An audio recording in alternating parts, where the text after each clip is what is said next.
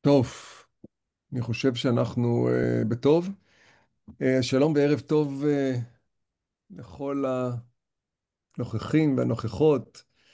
די, האמת היא שזה מרגש בשלב הזה שאנחנו כבר נפגשים. אה,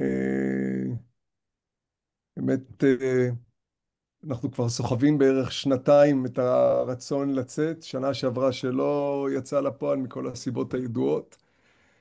והנה אנחנו כאן השנה, איך אני עוד רגע אחד, אני תמיד מנסה לראות את כולם, ואיכשהו אני לא תמיד עם כל אה, לא תמיד את כל האפשרויות הטכניות יש לי, אבל לא נורא, אני אדלג על הרצון הזה שלי. אז שלום, ערב טוב. אה, אז הנה אנחנו מתכנסים, אנחנו נעשה ככה, אנחנו נחלק את המפגש שלנו הזה בכמה חלקים. בחלק הראשון אני אציג את עצמי, אופיר, דוקטור יוסי חלמיש יציג את עצמו. בחלק השני אה, אני קצת אתן כל מיני טיזרים. אני אעלה קצת שקופיות, אנחנו נראה קצת, אני אספר קצת על הטיול שמתוכנן לנו. אה, אופיר יעלה אחר כך כמה תמונות מהכיוון שלו. אה, בחלק הבא אנחנו נעבור על עניינים מנהלתיים. אני אעבור על כל מיני דברים של מה להביא, איך להביא, אה, אה, איך להתכונן, איך לתכנן מבחינתכם, מה אתם צריכים לעשות בבית לפני שאתם מגיעים אל הטיול. ובחלק האחרון אנחנו נפתח את המיקרופונים, ובכל זה אנחנו מתכננים שייקח בין שעה לשעה ורבע לכל היותר. ואחר כך מי שתהיה לו איזושהי שאלה יכול כמובן לפנות אליי או לאופיר בוואטסאפ באופן פרטי. אז בואו נתחיל בזה שמי אייל פרלמן, אני מדריך טיולים מזה 29 שנים. זאת אומרת, באוגוסט 1996 יצאתי לטיול הראשון שלי, ומאז אני מטייל בעולם, נוסע באמת למקומות מדרום אמריקה ועד יפן, מדרום אפריקה ועד אלסקה, והרבה מקומות בפנים. לא הייתי בכל העולם, וטוב שכך. יש לי מה עוד לרצות לעשות. ליפן זה אחד המקומות שאני נוסע, מטייל בהם מזה 15 שנה, כארבע פעמים בשנה.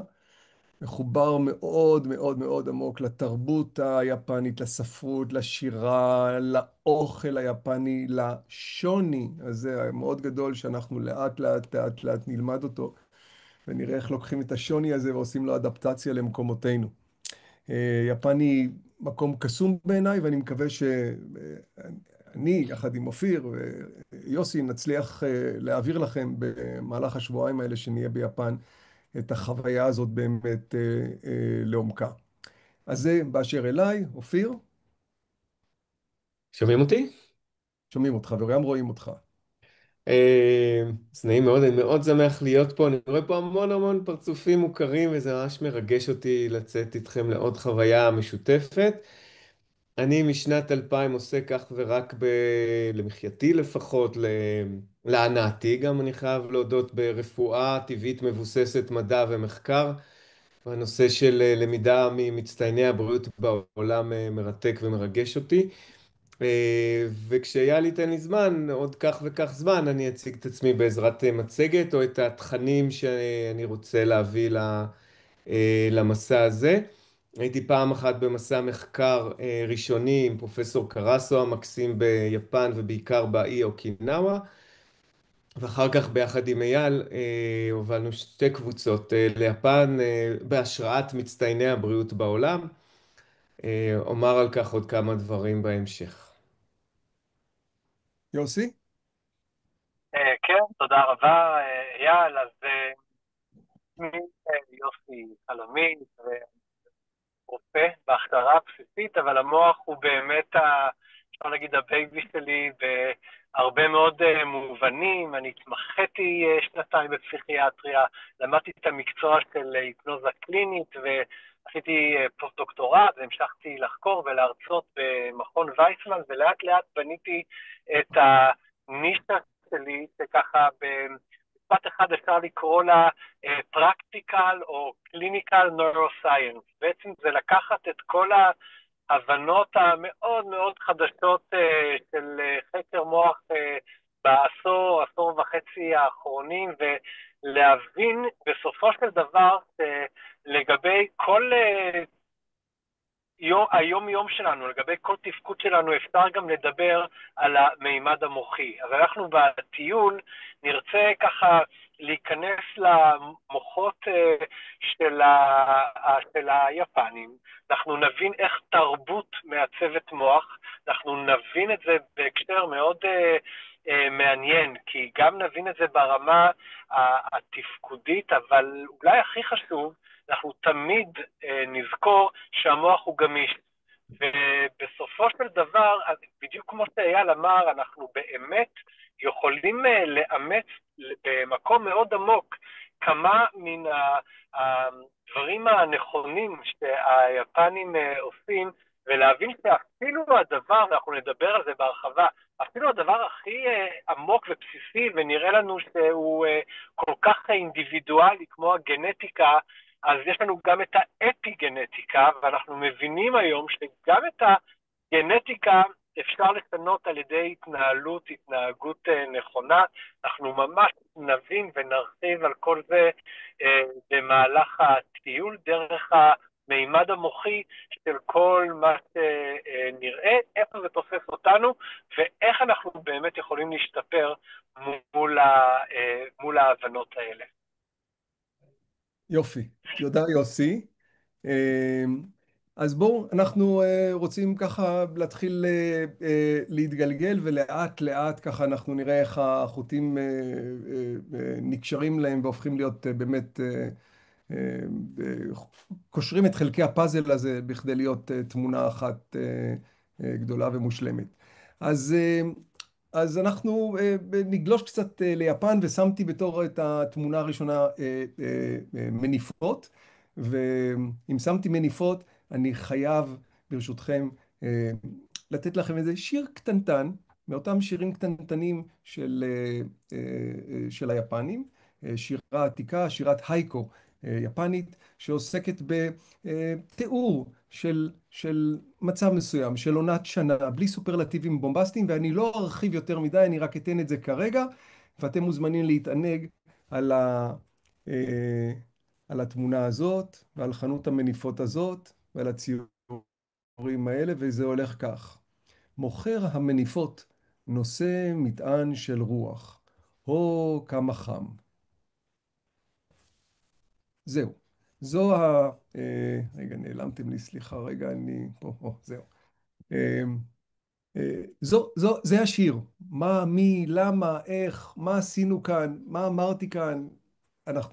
יש לנו שבועיים לנסוע באוטובוס, ובמקביל לעיסוק שלנו באוכל, בתזונה, בפעילות, במוח, בכל הדברים שאתם תקבלו מיוסי ומאופיר, אנחנו ננסה לתפור איזושהי תמונה, גם מההיבט התרבותי, גם מההיבט הספרותי, גם מההיבט השירתי, גם מההיבט החיים, מהיום יום, איך הם נקשרים והופכים להיות מחוברים האחד לשני. אנחנו רואים פה קצת ציורים יפנים, והנה אני קצת שם כרגע את התמונה הראשונה, כדי להראות לנו, אולי אני אלך בעצם לזאת, כדי להראות את יפן. יפן היא למעשה מקום שמורכב מכ-6,000 איים, מהוקיידו בצפון, ועד האיים שאוקינאווה, כמו שאופיר הזכיר, קבוצת איים שאוקינאווה היא חלק מהם באזור הדרום, יותר קרובה לטיוואן, כך עונות השנה, האקלים שיפן חובה הוא למעשה מאקלים סובטרופי ועד כמעט אקלים ארקטי. אם מדברים על עונות שנה, או על פריחה או על שלכת, אלה יתחילו באי הדרומי כחודשיים, חודשיים וחצי לפני שהם יגיעו לאי הצפוני.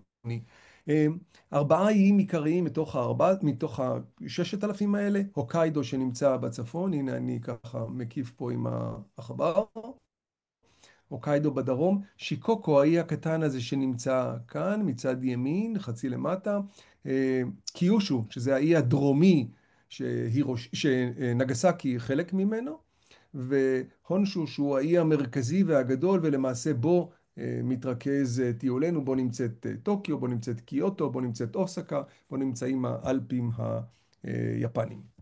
כמה מילים על הארץ הזאת, על רקע שלכת יפנית. אז יפן היא ניאון או ניפון, 125 מיליון, והמספר הזה הולך ויורד. אני אדבר על זה במהלך הטיול. מה שכתוב דת עיקרית והחלוקה, אנחנו כמובן נבוא אל זה, זה לא בדיוק החלוקה הזאת, אבל היא מאוד מעניינת, מאוד מרתקת, איך אפשר לדבר על כמה דתות בארץ אחת, שינטו ובודהיזם בעיקר, מדברים יפנית.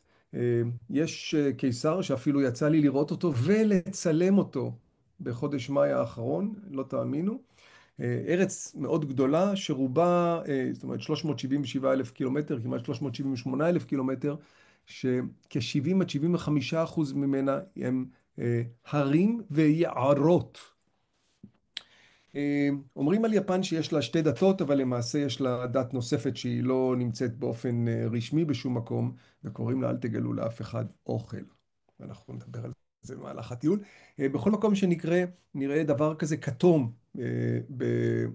בצורת חטא, אנחנו נדע שאנחנו מתקרבים למקום שנקרא מקדש, מקדש שינטו, והמקדשים, מי שהיה בטיולים אחרים במזרח, מי שהיה בהודו למשל, או מי שהיה בבורמה, או מי שהיה בקמבודיה, כשאנחנו מדברים על מקדש ביפן, אנחנו למעשה מדברים על תפיסה אחרת לגמרי של מקום שבאים לעשות בו משהו שהוא בכלל לא כמו המקומות האחרים במדינות האלה שהזכרתי. אחד הדברים, למשל, זה שמשפחות מגיעות בחודש נובמבר אל המקדשים האלה, לבושים כולם במלבושים המסורתיים, בכדי לחגוג לילדים את החג של 3, 5 ו-7, הבנות 3 ו-5, הבנים 3 ו-7, הבנים 5, ואז אפשר לראות אותם ככה, כמו את הילדה הזאת לבושה בקימונו הזה, או את הבן לבוש גם הוא בבגדים מסורתיים. אולי יתמזל מזלנו, ובאחד מהמקדשים אנחנו נראה חתונה, כמו שאתם רואים כאן, הכלה לבושה בלבן, החתן לבוש גם הוא בבגדים מסורתיים, ואפשר לראות שהוא לא יפני, אפשר לראות את זה לא מעט כאלו ברחבי יפן. אנחנו נדבר בטיולנו על תקופות היסטוריות מרתקות. מי שראינו לפני רגע זה היה ואן גוך, ואתם שואלים את עצמכם בוודאי, מה עושה ואן גוך במצגת הזו על יפן? אז תראו את הציור הזה ותראו את הציור הזה. ציור אחד צייר ואן גוך, וציור אחר השני צייר הירושיגה, אומן יפני, שוואן גוך, לאחר פתיחתה של יפן, והנה אני זורק כאן כל מיני דברים, יפן שהייתה סגורה ומסוגרה במשך למעלה מ-200 שנה מהעולם, מבערך מחצית המאה ה-17, או תחילת המאה ה-17 ועד מחצית המאה ה-19. יפן לא בא אליה איש ולא יצא ממנה איש, נפתחה אל העולם כמעט בבת אחת, בחצי השני של המאה ה-19, ואז התחילו השפעות הדדיות, ובמיוחד על לא במיוחד, אבל גם על האומנות, לא רק, וואן גוך היה אחד מהאומנים שהושפעו מהם. אני אשמח לשתף אתכם קצת בכל האומנות של סוף המאה ה-19, תחילת המאה ה-20, לקשור בין האימפרסיוניזם והפוסט-אימפרסיוניזם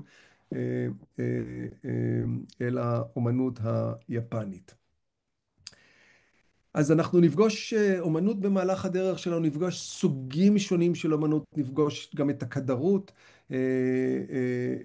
את ההשפעות הסיניות על האומנות היפנית, את ההשפעות הסיניות בכלל, הרבה מאוד השפעות סיניות, משום שהיפנים היו שולחים משלחות, היפנים היו שולחים משלחות יפניות לשהות במשך תקופה ארוכה בסין, כדי ללמוד, כדי להביא ידע חדש, והיפנים הביאו לא מעט ידע, ועשו לו כמובן התאמה לתרבות היפנית שלהם. מה הם הביאו?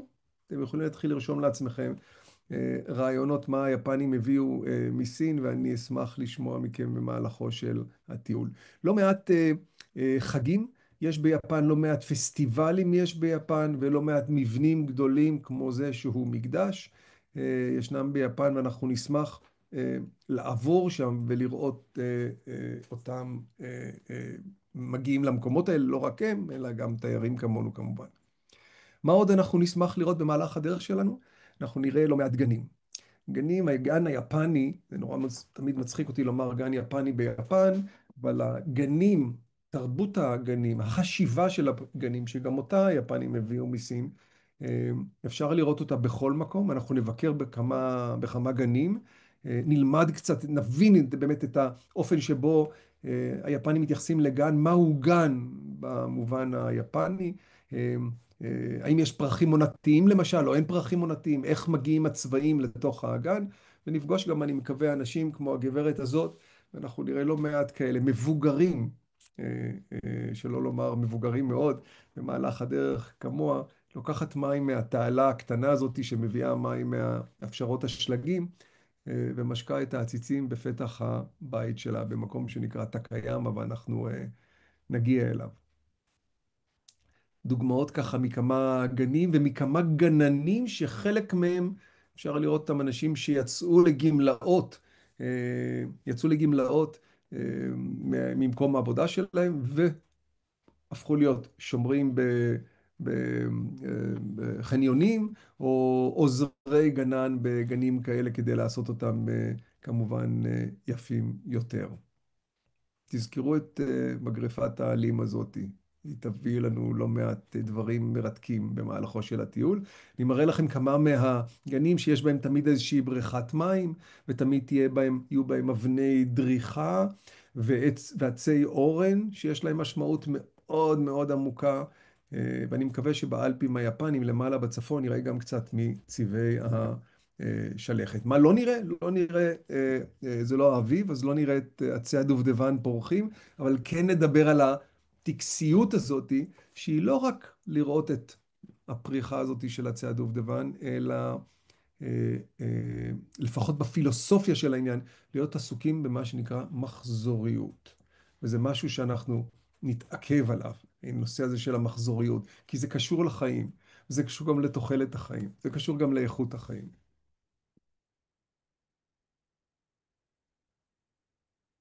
הבית היפני,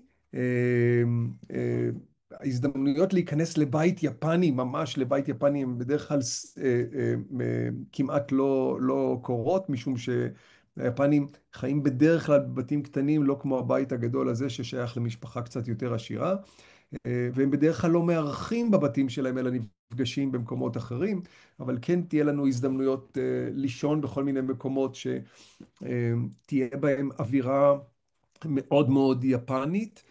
זה חלק מההוויה של הטיול שלנו, שאני אדבר עליה עוד מעט. אבל מצד שני אנחנו נראה גם מסורת, מול המסורת נראה דברים חדשים.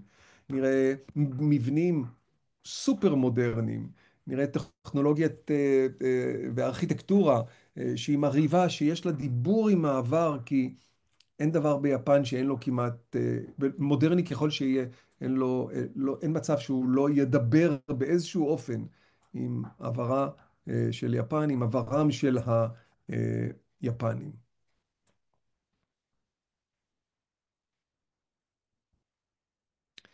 ואנחנו נבקר בהרים ונבקר בכפרים ונלך בדרכים ככה בטבע מעת לעת, ונבקר גם בתוך העיר, בעין, ונראה וננסה להבין את החיים של היפנים, אולי גם את המתח שיש להם, אולי את הלחץ שיש להם, אולי את שעות העבודה שהם עובדים, כדי להבין איך זה מתיישב, ואולי לא, עם הנושא הזה של אריכות חיים טובה.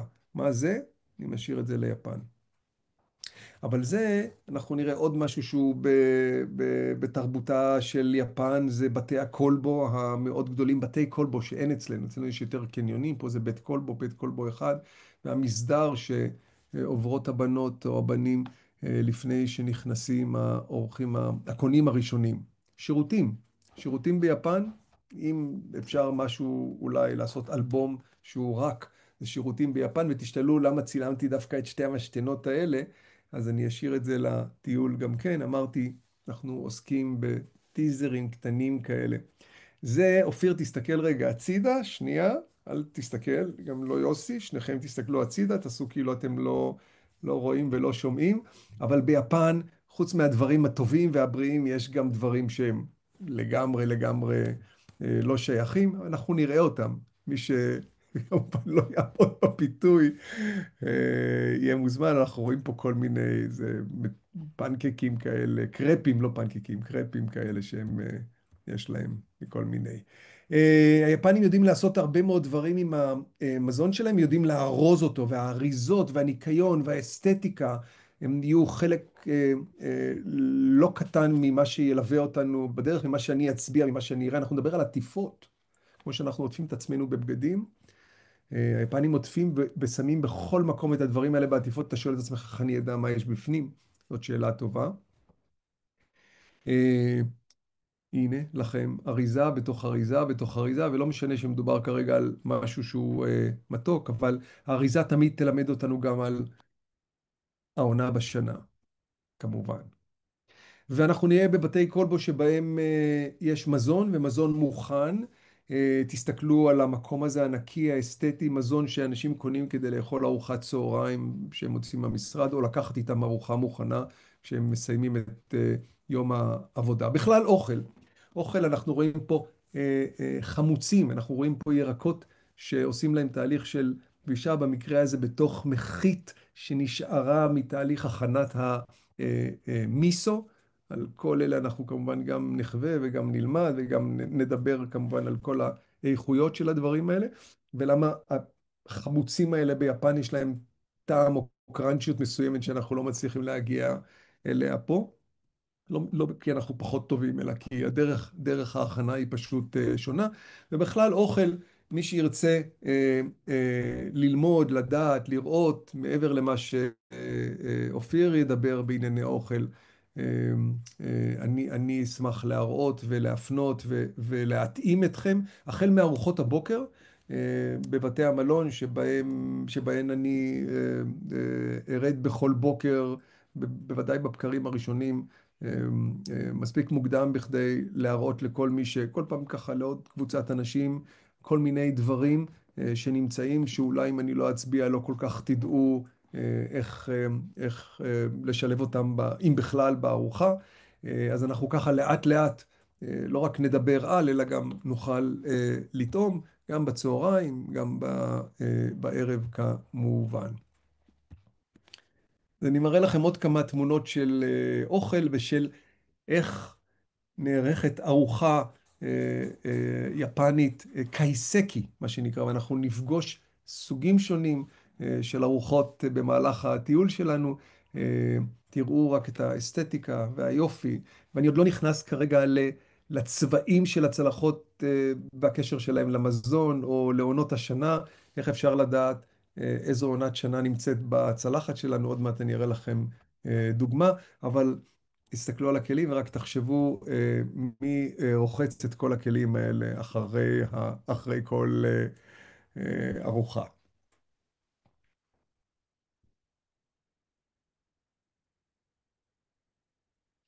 אחד הדברים שאני מאוד אוהב אגב זה המכסים. ואתה שואל את עצמך, רגע, מה יש בקופסה, מתחת למכסה הזה? ומה יש מתחת למכסה הזה? ומה יש מתחת למכסה הזה? אז אנחנו נלמד מאוד מהר איך אפשר לדעת, בלי להרים את המכסה, איך אפשר לדעת מה יש בכל כלי, כי תמיד יהיו דברים מאוד מאוד מסוימים בכלי מאוד מאוד מסוים. זה קשור לצבע, זה קשור למרקם של אותו דבר אם הוא נוזלי או לא. אני מראה לכם עוד קצת תמונות שיש בהן גם אוכל צמחוני וגם מהדגים. מדי פעם מתגנבת פה גם איזושהי תמונה עם בשר פטריות. פטריות, אחד הדברים שמכניסים לאוכל היפני, באמת טעמים מטורפים במבחר הפטריות שאנחנו נראה בשווקים, ואנחנו נהיה ביותר משוק אחד. אגב, גם פה לא לעשות מחשבה שאנחנו מדברים על שוק בהודו או שוק בבורמה, מיינמר, ושוק ביפן, לחשוב שהם אותו דבר, ממש ממש ממש ממש לא. זו ארוחת בוקר שלי באיזשהו יום באחד הטיולים. מי שירצה לאכול כמוני, אה, אה, אנחנו נעשה היכרות כמובן עם כל מה שנמצא בצלחת הזאת או בצלחת הזאת, ותסתכלו מה יש כאן. אני מניח שחלקכם יודעים מה יש פה מצד ימין מעל האורז, ומי שלא יודע ילמד בקרוב. הנה מרק המיסו שמלווה כמעט כל ארוחת בוקר. אולי אחד הדברים שהם מרתקים ביותר זה איך אפשר לשתות מרק מיסו בבוקר שיחליף את הקפה או משהו בדומה. הנה לכם פה תקריב על הדבר הזה שקוראים לו כמובן נאטו. טוב, תכף אנחנו נסיים את חלק האוכל ואנחנו נעבור לאופיר שקצת יספר לנו כמה דברים. עוד רגע זה יקרה. באיזו עונה בשנה קיבלתי לאכול את הצלחת הזו? אני לא יכול לשמוע אתכם, אבל אני יכול להגיד לכם, אתם בטח תגידו מאוד ברור שהמנה הזאת הוגשה לי בסתיו. אנחנו רואים פה עלה של מייפל יפני. זאת אומרת, שהכל נצבע בסתיו, בצבעים הצהוב, אדום, לא רק העצים, אלא גם הלבוש, בתי הכלבו, האוכל, האריזות של העטיפות בתחנות הרכבת, של דברים שמוכרים, ועוד ועוד ועוד. הדברים מקבלים את התנועה של עונות השנה, וזה אולי אחד הדברים שיקשרו לנו את הסיפור הזה של אריכות חיים טובה. אז רגע, אני אחזור לשקופית הזו. אז אני רוצה פה, לפני שאופיר נכנס, אני רוצה רק לומר איזשהו, בשני משפטים לעשות איזושהי תמונה. אנחנו בטיול הזה שלנו, למעשה מטיילים ביפן, נוסעים ברחבי יפן מטוקיו דרך קיוטו ואוסקה ועולים לאלפים היפניים וחוצים אותם וחוזרים חזרה לטוקיו כדי לעשות בה את החלק האחרון של הטיול שלנו. והטיול שלנו ישלב למעשה באמת את המראות שנראה, את ההיכרות שאנחנו נעשה תוך כדי תנועה עם ה, עם התרבות היפנית, עם החיים היפנים, אם זה על ידי סיפורים בעל פה בנסיעות שלנו, אם זה על ידי סיפורים בעל פה תוך כדי שנטייל ברגל, כי יש איתנו גם ערכות שמע שעושות את החיים קלים ונפלאים. ואם זה על ידי התנסות בכל מיני דברים שאנחנו נפגוש במהלך הדרך. ואנחנו נשלב ידיים, אופיר, יוסי ואני, כדי להפוך את החוויה הזאת של המפגש עם התרבות היפנית לסיבה שהתכנסנו לשמה, נהפוך אותה באמת כדי לראות את האנשים הבריאים ביותר בעולם, באמת מיטיבות החיים היפנית, ונקבל, אני מקווה, את כל הכלים מפה ומפה ומפה ומפה, כדי לחזור הביתה ולהביא איתנו את החוויה הזאת. ואם אני אסכם ואני אומר במובן הזה, אני מקווה שהטיול הזה שלנו ליפן לא יהיה רק חוויה, לא תהיה רק חוויה חיצונית, אלא גם מסע פנימי, ונחזור כולנו באמת מועשרים בלא מעט. אופיר. ממש שאתה מסיים את השיתוף שלך כדי שאני כן, אתחיל. כן, כן, איך אני סטופ שייר, בבקשה. אוקיי. רואים את המצגת שלי? כן, אוקיי. טוב. אמ, אז אני אנסה כמיטב יכולתי לתת לחוויה הזאת, לטיול הזה, נופח נוסף. הרבה שנים אני לומד, חוקר מהאנשים הכי בריאים בעולם. כמובן זה לא הדבר היחיד שאני עושה. התחלתי את דרכי או את תחומי העניין שלי דווקא, אגב, בשנת 2000, בבריאות הלב והעורקים. עבדתי במרכזי שיקום לב, עברתי סדנאות לפתיחת עורקים סתומים בבית חולים ביחד עם רופאים ושותפים, ועשיתי עוד דברים בתחום. הנושא של הלמידה ממצטייני הבריאות בעולם התחיל ככה בכמה ספרים בתחילת שנות האלפיים, ומסע ראשון דווקא לסרדיניה ואחר כך לאוקינאווה ויפן, וכנס מאוד גדול שעשינו בארץ. והספר השני שלי הוא נכתב על האנשים הכי בריאים בעולם, וגם בריאות המוח. אני לומד הרבה מדוקטור יוסי חלמי, שאני כל כך שמח שנענה להזמנה להגיע. הוא כמעט הגיע פעם אחת קודמת, אבל אז משהו השתבש, שלא תלוי בנו. אז גם אני עוסק בתחום הזה של בריאות המוח, אם יהיה נכון, אני אשלים את הצד התזונתי לבריאות המוח, אם נרצה. אבל אלה התחומים שבהם אני מתעסק, ואני מאוד אוהב לדבר על הנושאים האלה. אני מברך, לא יודע את מי, את מה, אולי אותי, על כך שאני עוסק בדברים שמאוד מרתקים אותי, אז כל אחד ואחת כאן מוזמן לשאול אותי על כל אחד מהתחומים האלה. ואני מאוד שמח לדבר ולקבל שאלות במהלך הדרך.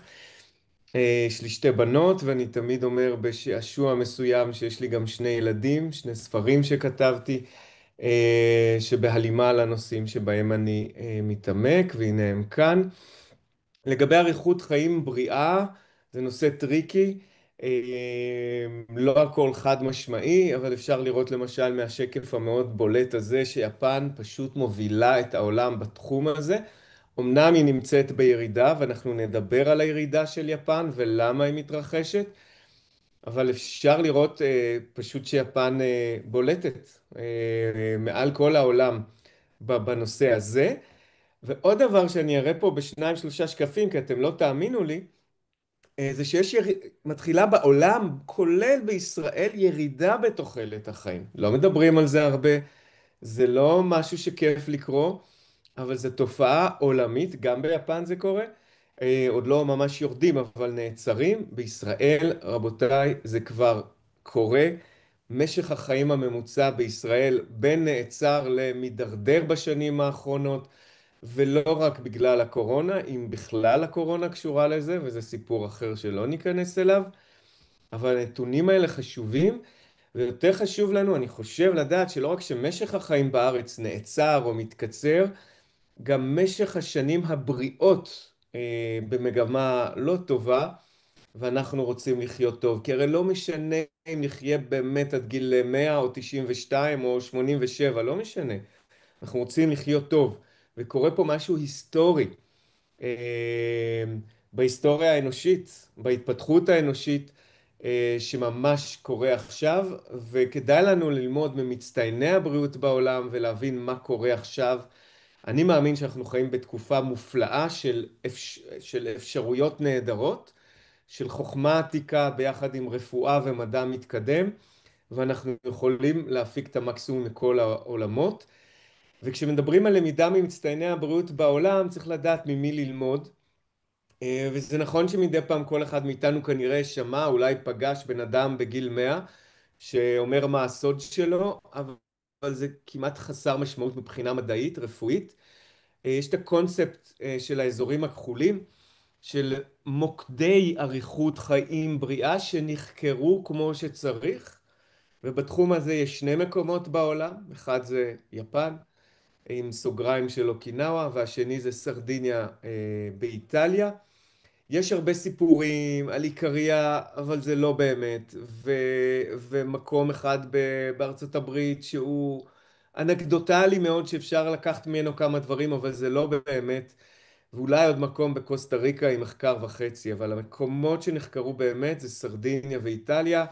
איקריה זה גימיק עם 10,000 תושבים שהוא לא יכול להוות אזור כחול אמיתי.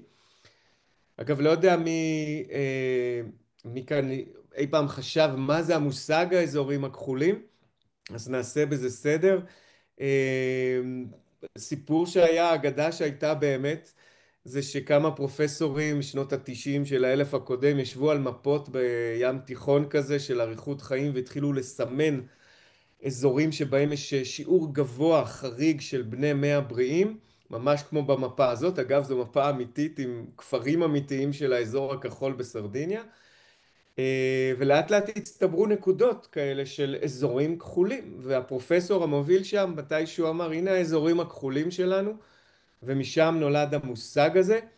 ואני כל כך שמח על הזכות להכיר את האיש עם העט הכחול, פרופסור ג'יאני פס, איש מקסים, פגשתי אותו מספר פעמים ולמדתי ממנו הרבה דברים, ואנחנו בטיול נעשה את האינטגרציה, מה אפשר ללמוד מהם ומה גם לא כדאי ללמוד מהם. נכתבו שני ספרים שהקדימו את הספר שלי בנושא הזה. מאוד מפורסם הספר האזורים הכחולים של העיתונאי דן ביוטנר, מלא דברים יפים וגם כולל כמה דברים לא כל כך מדויקים. ובסוף, אם רוצים ללמוד ממצטייני הבריאות בעולם, יש שני מוקדים שהיו עד לא מזמן מאוד מאוד ברורים, סרדיניה ויפן. ולמה יפן? ובזה אנחנו כמובן נתמקד. אז יש את השקף הזה, אגב ישראל פה למטה במקום מכובד, רחוק מיפן, אבל בהחלט מקום יפה ומכובד.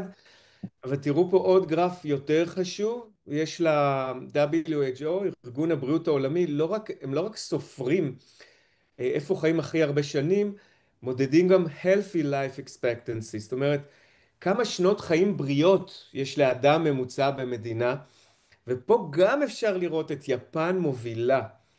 כמובן הפער קצת מצטמצם ממי שאחריה, גם ישראל במקום מכובד, אבל עדיין כמעט שנתיים אחרי היפנים. שנתיים זה הרבה, אגב.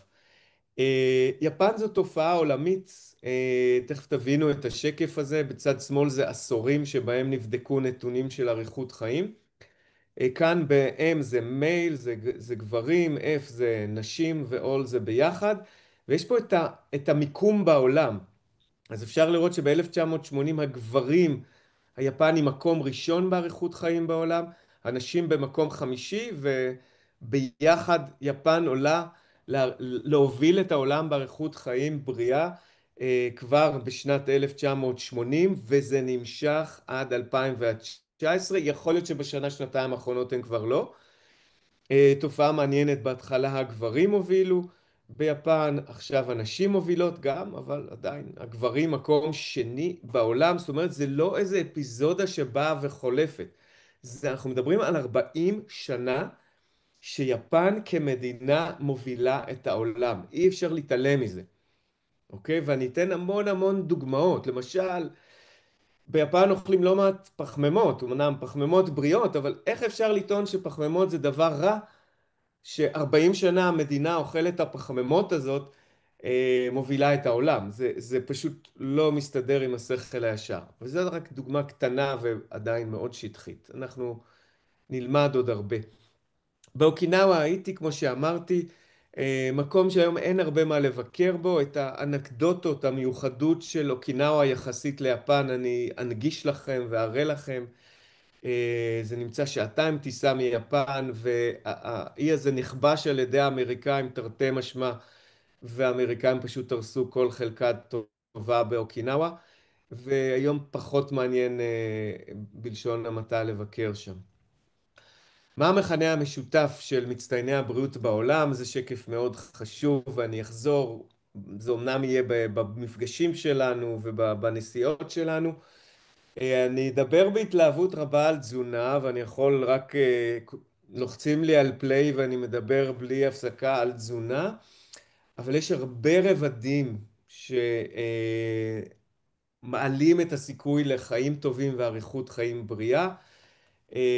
זה לא רק תזונה ותנועה וגנים, זה גם תחושת משמעות ומעמד חברתי ואמונה ותמיכה וההיבטים הפנימיים שלנו. ואנחנו נדבר על זה וננסה להנגיש לכם את זה, מה אפשר ללמוד מהיפנים ומה לא כדאי ללמוד מהיפנים. אני רחוק מלהריץ את העם היפני. טוב, אולי אני קצת מעריץ את התזונה המסורתית היפנית, אבל היפנים כעם יש הרבה מה ללמוד מהם וגם לא מהדברים לא ללמוד מהם. אני כן רוצה לקראת סיום להמליץ לכם, לסיום החלק הקצר שלי, להמליץ לכם על 4 ספרים שקראתי ומאוד השפיעו עליי ומאוד רלוונטיים, או לקרוא לפני המסע שלנו או להביא. אחד זה וואבי סאבי, גם אייל ידבר על המושג הזה, וואבי סאבי, דרכים קטנות להשיג אושר, דרכים להסתכל על החיים, על העולם. הבנתי הרבה דברים על יפן רק אחרי שקראתי את הספר הזה, כמו הטקס תה, שזה אירוע פסיכוטי, אם רואים טקס תה של 1.5 שעות בעיניי, אני לא יודע איך שורדים, אני אשאל אולי את חוקר המוח שלנו, איך אפשר 1.5 שעות להכין תה ולהישאר שפוי? כשקראתי את זה, התחלתי להבין. אבל לא רק בגלל הטקס תה, הספר הזה בעברית נגיש, כתוב טוב, מאוד מומלץ. איקיגאי, מונח מקסים, גם אפשר לקרוא את זה, לקרוא איזה מאמר, יש ביוטיוב על המונח לא מסובך, הסיבה לקום בבוקר, עד כמה היא חשובה בגיל המבוגר וכנראה בכל גיל, ואיך היפנים משתמשים בזה, וזה מתחיל בלבחור מקצוע וממשיך במה עושים עם השדה כשהאורז כבר נקטף או נאסף. ומה עושים אנשים, ממש מתחבר למה שאייל אמר על סיימתי קריירה ומה השלב הבא. אז איקיגאי, מושג שכדאי ללמוד. עוד ספרון, תראו דק דק דק דק, שנקרא זן באומנות הקשת. כשלמדתי, זכיתי זכות ענקית להחליף זמן עם פרופסור ינקלה רז, אולי הבן אדם שמכיר את יפן ובוודאי את הזן בודהיזם הכי טוב בארץ כנראה, איש אקדמיה ומעשה ויודע יפנית ואדם משכמו ומעלה. זכיתי להחליף איתו זמן, אני נתתי לו מהידע שלי והוא נתן לי מהידע שלו, גם על יפן וגם על בודהיזם, והוא אמר לי, אתה חייב להתחיל עם הספר הזה. אתה רוצה להבין את יפן, אתה רוצה להבין בודהיזם, תקרא את זן באומנות הקשת. ספרון, לא שוקל הרבה במזוודה, אתם גם תספיקו לפני זה. בזמן שאתם מעכלים את ארוחת החג ביום שלישי, אתם כבר יכולים לגמור את הספר. ואם נצליח לרדת לעומקה של התפיסה הבודהיסטית, עם ובלי קשר לשינטו, אני מעריץ את הספרים של ניסים ממון, חוכמת המזרח, ספר שבנוי מקטעים קטעים שפורסמו בעיתונות, נדמה לי, הוא אסף אותם, למדתי, החיים שלי יותר טובים מאז שקראתי את הספר הזה, אני מקפיד לקחת אותו איתי ומדי פעם להקריא איזה דבר או שניים ממנו, דרך נהדרת להבין מה זה מדיטציה, מה זה בודהיזם, איך זה קשור לחיים שלי, למה זה לא קשור לדת, ולמה זה יכול לשפר את החיים שלנו כאן ועכשיו, ויכול גם לשפר את החוויה שלנו בטיול. אז אלה ארבעת המומלצים שלי בהקשר הזה. ומכאן אליך, אייל, חזרה. טוב, תודה אופיר. עוד שנייה אחת, אני אעלה את המסך שלי. זה, זה, זה, בוא נראה שזה זה. כן, חזרתי? רואים אותי? כן, כן, אופיר, אני רואים את רואה. השקופית? כן. טוב, אז אנחנו כבר עוברים קצת לעניינים מנהלתיים. אה, אה,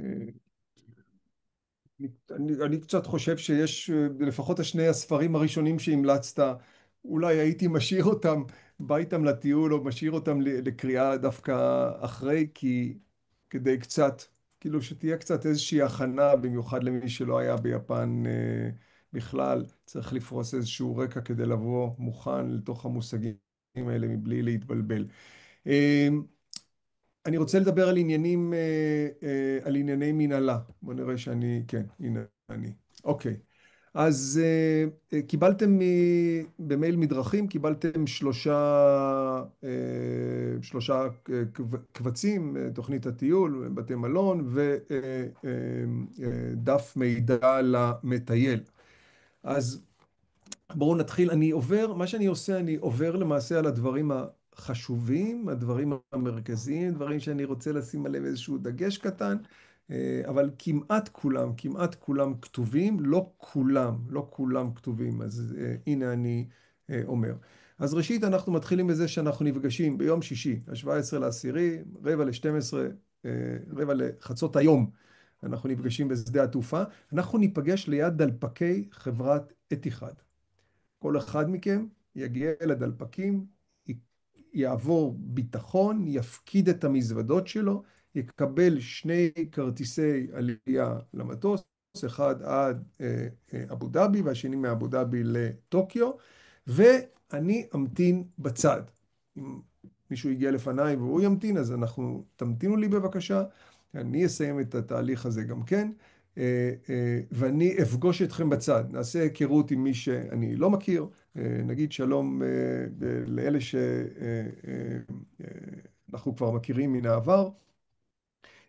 אתן לכם לכל אחד ערכת שמע, ילוו אותנו בטיול ערכות שמע. בכל פעם שנרד מהאוטובוס, לא לשירותים, אבל בכל פעם שנרד לאוטובוס, מהאוטובוס לטייל, אם זה בעיר או אם זה בכפר או אם זה מסלולי הליכה רגליים.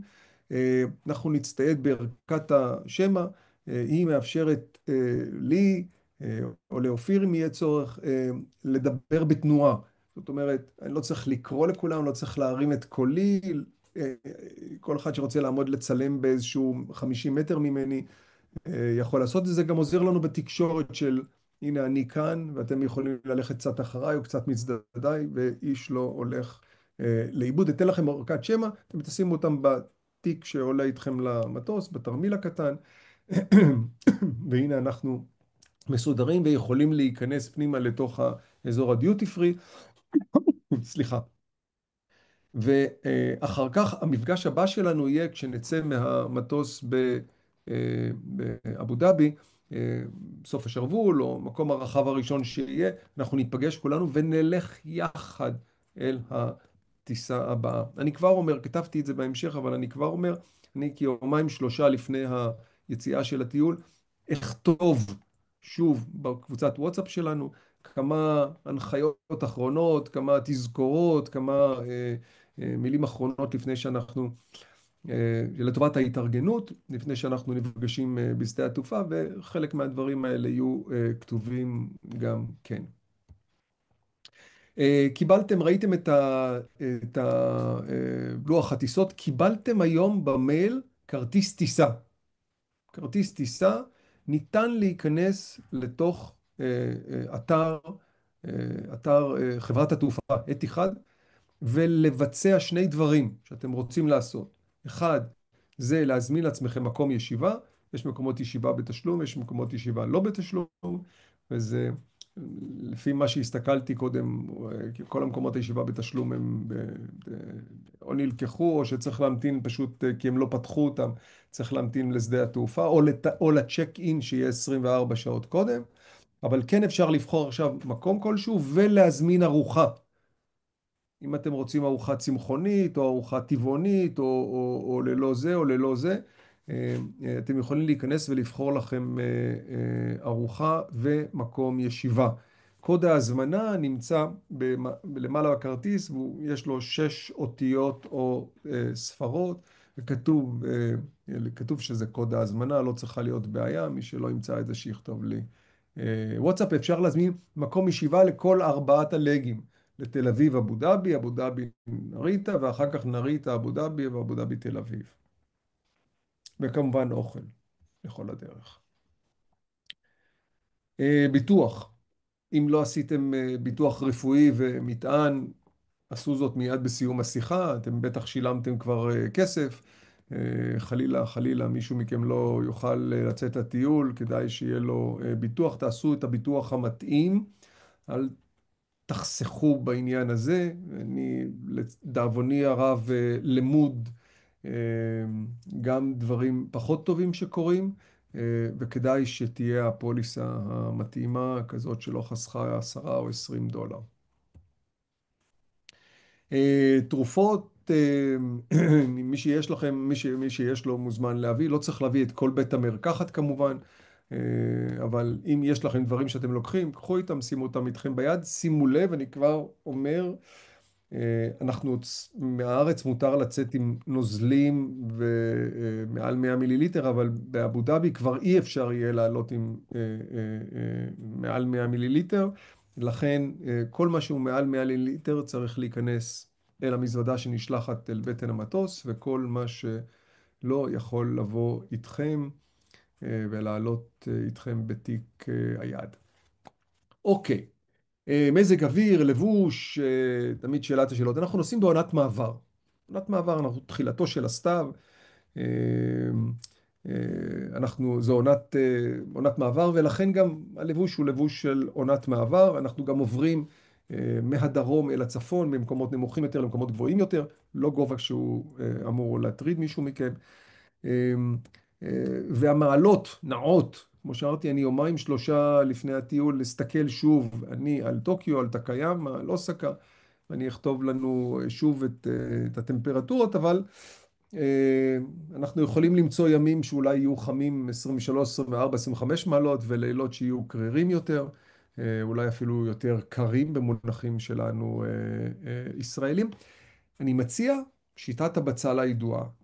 עם זאת, אין צורך להביא 3 מעילים, צריך להביא מעיל אחד חם, אין צורך להביא 4 פליזים, אפשר להביא 1 או 2. ומתחת חולצות ריקו, גם אם אנחנו יורדים וקריר בחוץ ועולים לאוטובוס ונעים, אנחנו רוצים את האפשרות הזאת לקלוף מעלינו שכבות. תבואו קלים ונוחים לעניין הזה של להוריד ולשים, שמה שעליכם בשכבות הוא יכול להיות מונח עליכם מאוד בקלות, ואם צריך לרדת אז הוא גם יכול לרדת מאוד בקלות. אז שכבה אחת חמה, שכבה אחת חמה, מכף ראש עד רגל אצבע, שכבה אחת חמה, שוב זה לא, אנחנו לא נגיע למינוסים, לא צפוי שלג, למרות שלכו תדעו, כאילו מזג אוויר הוא מזג אוויר, אבל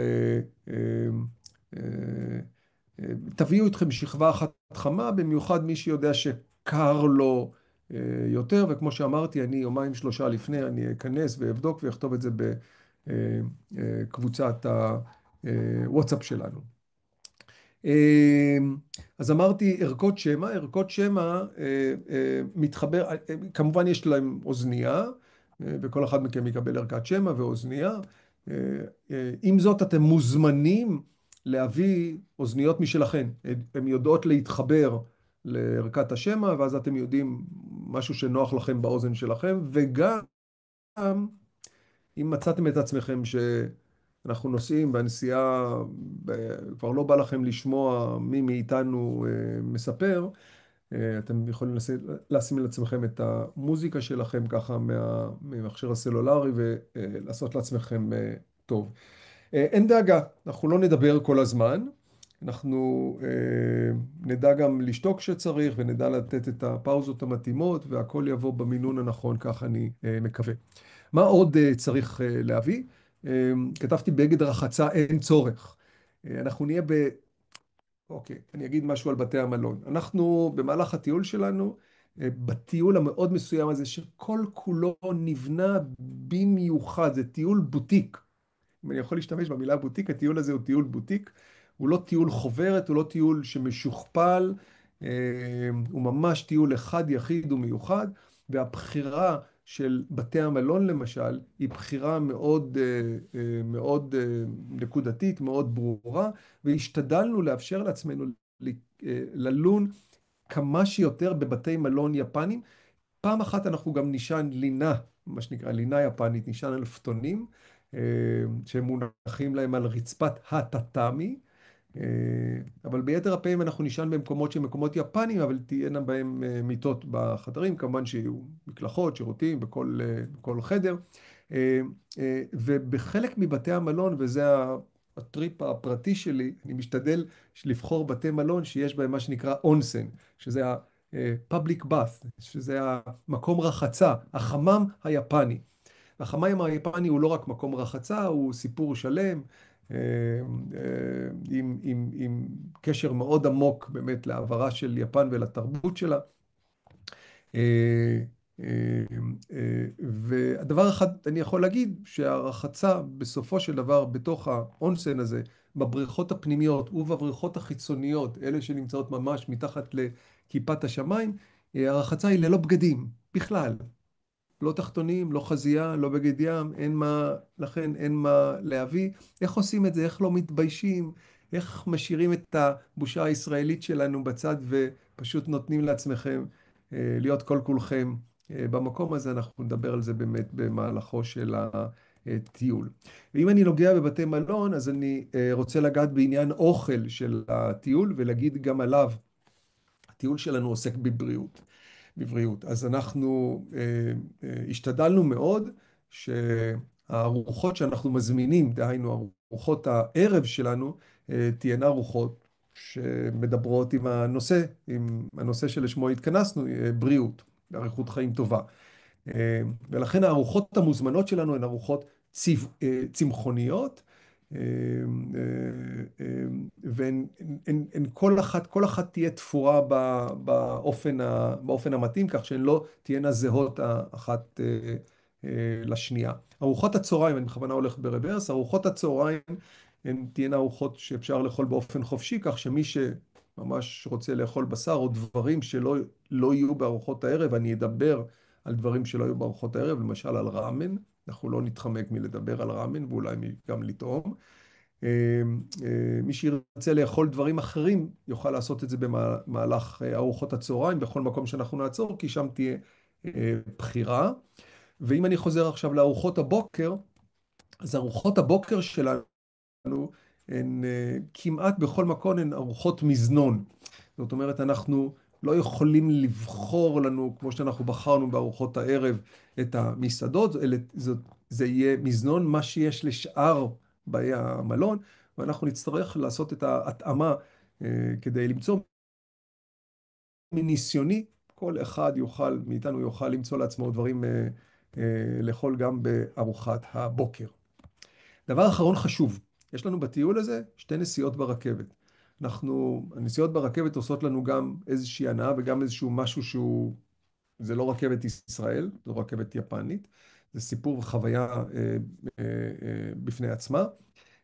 הם גם מקפיצים אותנו מהר יותר ממקום למקום. הרכבות היפניות נוסעות בין 250 ל-300 קילומטר לשעה, ופעם אחת יש לנו נסיעת רכבת שהיא חווייתית, כזאת שלוקחת אותנו לתוך האלפים היפנים, בנסיעה שהיא ממש חווייתית. בנסיעות האלה, המזוודות הגדולות לא נוסעות איתנו. לא נוסעות איתנו המזוודות הגדולות. אנחנו נותנים אותן בבוקר שאנחנו עוזבים את בית המלון לאחד השירותים הנפלאים שיש ביפן, שירות שמעביר מזוודות מעיר לעיר. באה משאית, לוקחת את המזוודות, הן מסומנות, הן נשקלות, הן נמדדות, והם מעבירים לנו אותן למלון הבא. זה לא קורה באותו יום, זה קורה ביום למחרת שאנחנו מקבלים אותן. לכן, פעמיים במהלך הטיול צריך שיהיה איתנו תיק יד, טרולי, תיק מתקפל כזה שהכנסתם אותו למזוודה ופתחתם אותו כדי לשים לעצמכם, אתם יודעים, פיג'מה, או בגדים ללילה, ובגדים למחרת בבוקר וכלי רחצה. זהו, לא צריך מעבר לזה, כי אנחנו עוזבים בבוקר ופוגשים את המזוודות בערב למחרת. זה הסיפור. אז בבוקר התלבשנו בגדים לאותו יום, צריך דברים ללילה, ודברים למחרת בבוקר אם אתם מחליפים למחרת בבוקר, תלוי במזג האוויר שיהיה לנו. אז צריך שיהיה תיק כזה מתקפל שמכניסים אותו למזוודה, או טרולי, לימי הנסיעה ברכבת.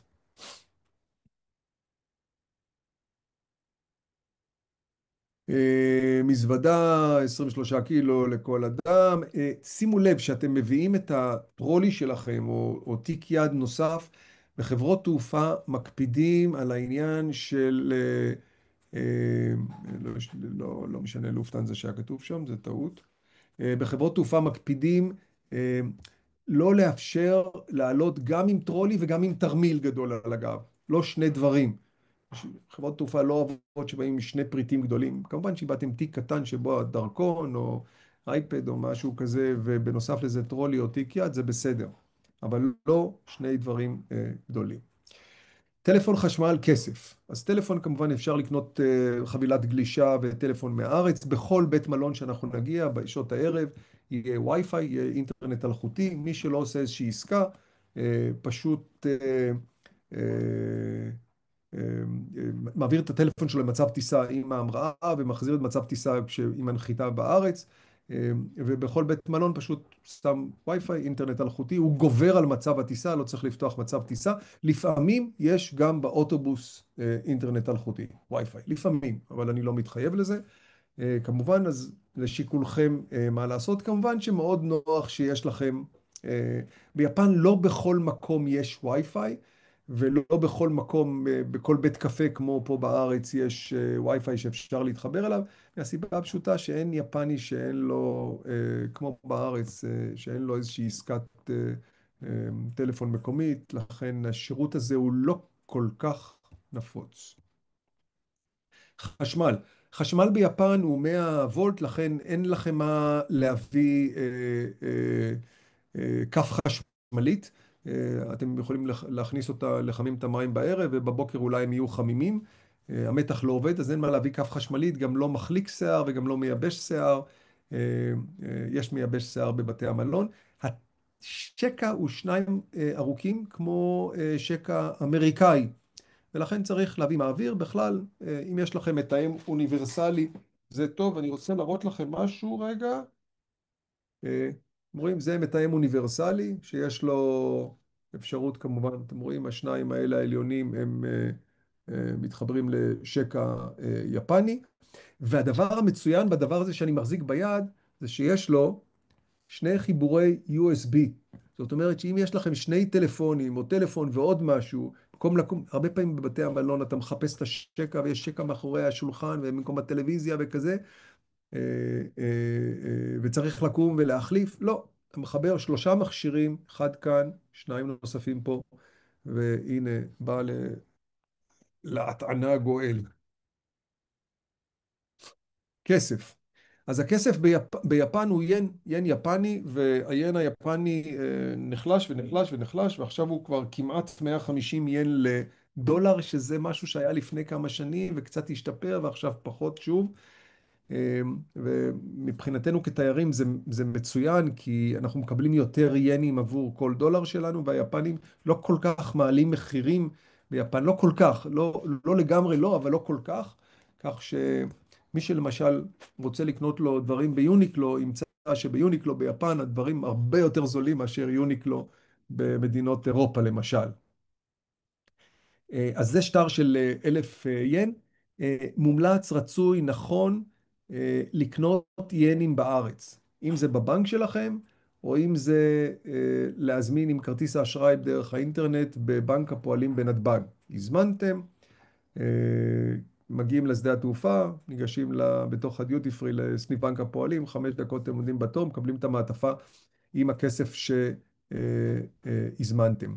ביפן לא משתמשים לא בדולרים ולא באירו, והסיכוי להגיע לצ'יינג', אין צ'יינג'ים כמו בארץ בכל פינה, ולהגיע ולעמוד בתור בבנק זה די סיפור, לכן עדיף לקנות ינים יפנים. נשארתם עם עודף, אתם תמיד יכולים באמת להמיר אותם חזרה, אם זה ביפן או אם זה בישראל, זה מטבע שנסחר בו. כרטיסי אשראי, כמובן, כמעט בכל מקום מקבלים כרטיס אשראי, מי שרוצה לשלם אך ורק בכרטיס אשראי, מוזמן להביא ולהשתמש בו. עם זאת, אני אומר, עדיין שיהיה לכם כסף מזומן. כמה כסף צריך? אנחנו בדרך כלל מדברים על כ-$30 לאדם ליום. צאו וחשבו, תכפילו, כפול 15 ימים, כפול השאר עם ינים יפנים, ותראו מה אתם צריכים. זה כתוב גם בדפים שלכם, מה שאני כרגע אומר. אבל אם הבאתם איזשהם שטרות שהם לא ינים כדי להמיר ביפן, אז תביאו בבקשה שטרות חדשים ולא שטרות ישנים. מה כתבנו בטיפים מנצחים לטיול מהנה? בואו נראה מה כתבתי בטיפים מנצחים לטיול מהנה. רגע, למה התקדמתי כל כך מהר? כן. קודם כל אתם מוזמנים לצלם את המזוודה שלכם, והמזוודה הולכת לאיבוד, נורא קל פשוט להראות, במקום להגיד רגע היא הייתה קשיחה, אבל הצבע שלה הוא הייתה בד, והצבע שלה הוא אפור, לא הוא כחול, לא הוא שחור, לא. צלמו את המזוודה, חלילה לא הגיעה מזוודה לטוקיו, שיהיה לכם צילום, צלמו גם את הדרכון שלכם, הלך לאיבוד, נורא קל להראות את הצילום. מה עוד לא אמרתי? אני חושב שכל מה שרציתי לומר אמרתי, ואנחנו למעשה ככה מסתכלים ומתחילים למעשה למנות את הימים לאחור, ואנחנו באמת, אני לפחות באמת מצפה לטיול הזה שיגיע אלינו, והנה אנחנו רואים את אחד מהציורים המפורסמים, את פסי עץ, למעשה מתוך 36 מבטים על הר פוג'י. הוקוסאי הוא האומן. אנחנו נדבר על העבודה הזאת, על הציור, ונדבר גם על ההר הזה, שהוא לא סתם הר, הוא הר פוג'י, וכמו שאמר פית לפט בפית פט ופוט, הר זה הר, הר זה לא שום דבר. וההר הזה הוא אחד יחיד ומיוחד, ולו בגלל העובדה שהוא רם ונישא מכל האזור, הוא לא חלק משרשרת הרים, מעל 3,700 מטרים גובהו, ואולי אנחנו, כשנגיע, אולי נראה כבר את הכיפה שלו מתחילה להתכסות כך בלבן. ליאל, ליאל אחראית על זה שהערב הזה יקרה ואנחנו נצליח לעבור בזום. את מוזמנת לפתוח את המיקרופונים של כולם. שימו לב, אנחנו פותחים את המיקרופונים של כולם. מי שאין לו מה להגיד יכול לעשות מחאות הבית שלכם. ליאל? המיקרופונים פתוחים, בבקשה. מיקרופונים פתוחים. תודה, תודה ליאל. ויש שאלות אז אם יש לכם, בצ'אט שאלו. אני לא אסתכל. סליחה? בצ'אט יש שאלות על חלוק. זהו, הנה, עכשיו אני מגיע לזה, בדיוק. אין לי כישורים כאלה אה, של תוך כדי. למה אין צורך שנהיה בגדר רחצה? אני חושב שהסברתי, אם זה לא היה ברור אז אני אסביר.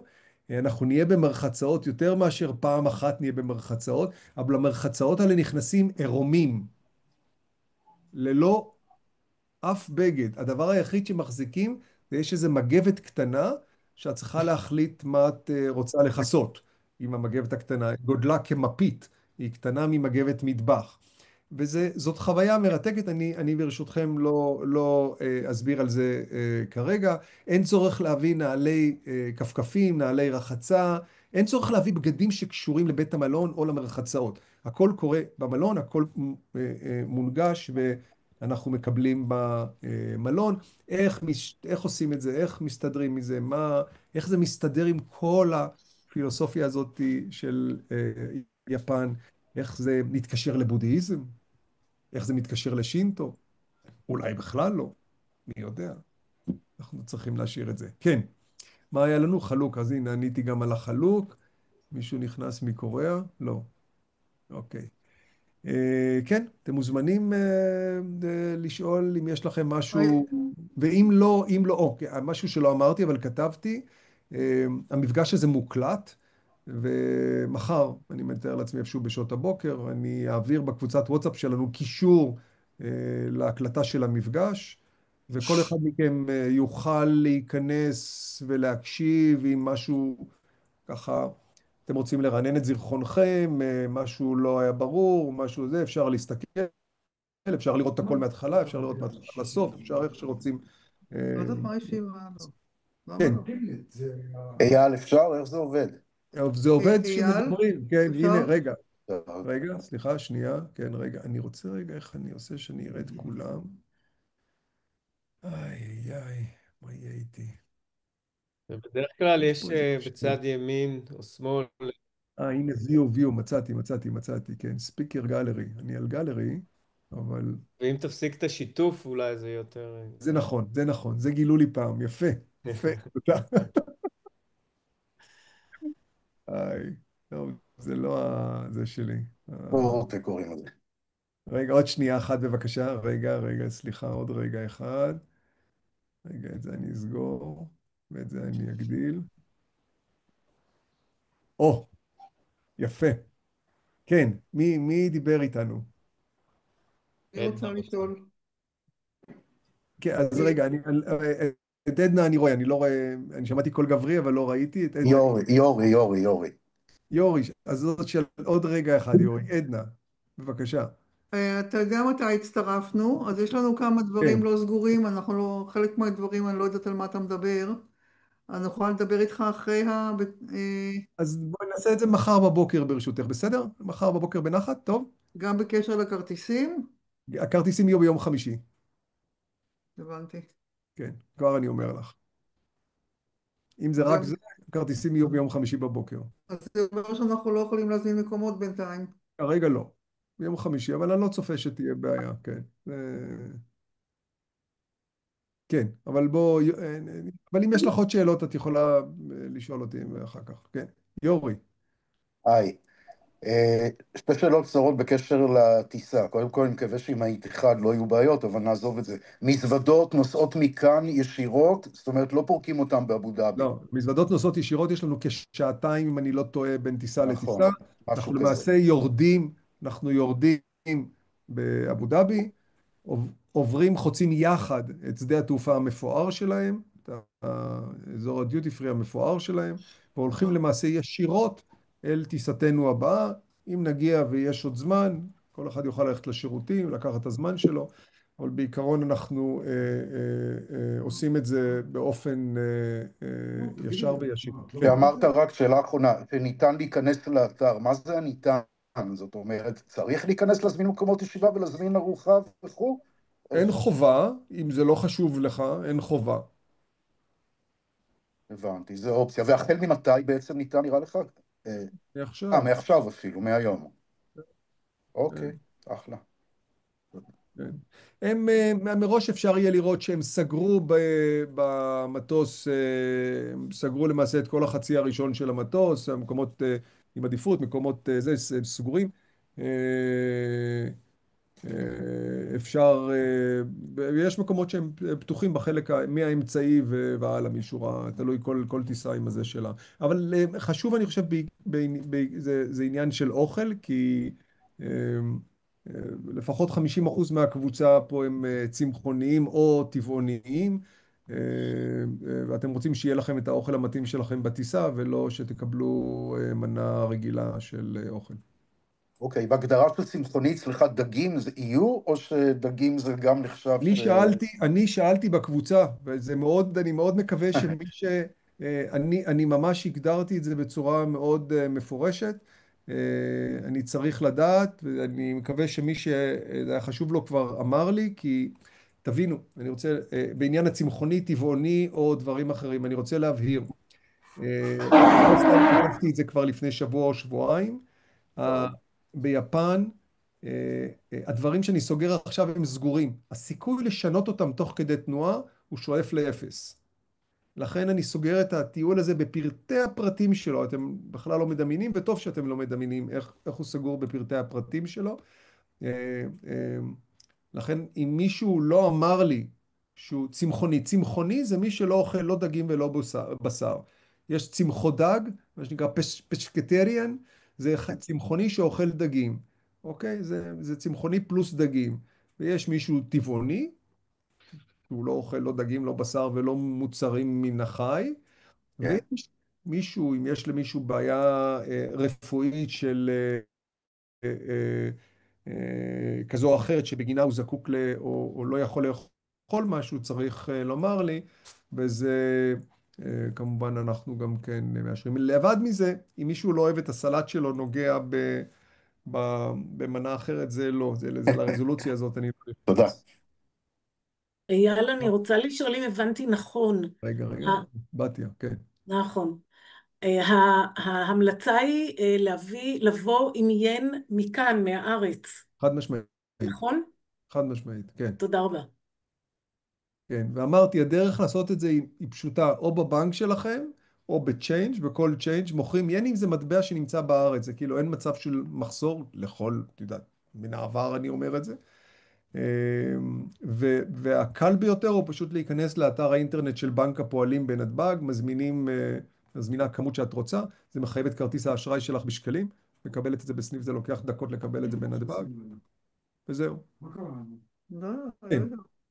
לא, זה מה שעושים. עדנה, דברי איתי אחר כך, את נראית לי מודאגת משהו, דברי איתי אחר כך, אנחנו הכל נסדר, הכל יהיה ברור. כן, מישהו עוד רוצה לשאול משהו.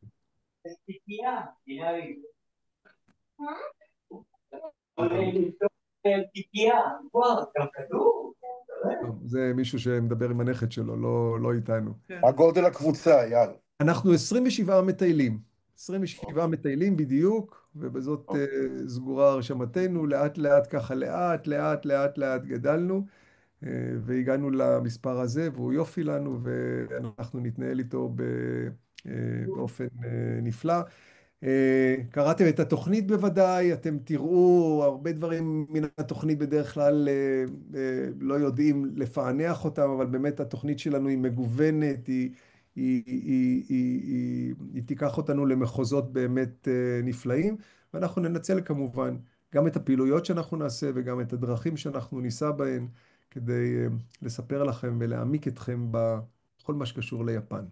ואם אין לנו יותר מה לשאול, אז אנחנו נגיד תודה רבה לליאל, ותודה רבה ליוסי, ותודה רבה לאופיר, ותודה רבה לכם. ואם ישנן שאלות כלשהן במהלך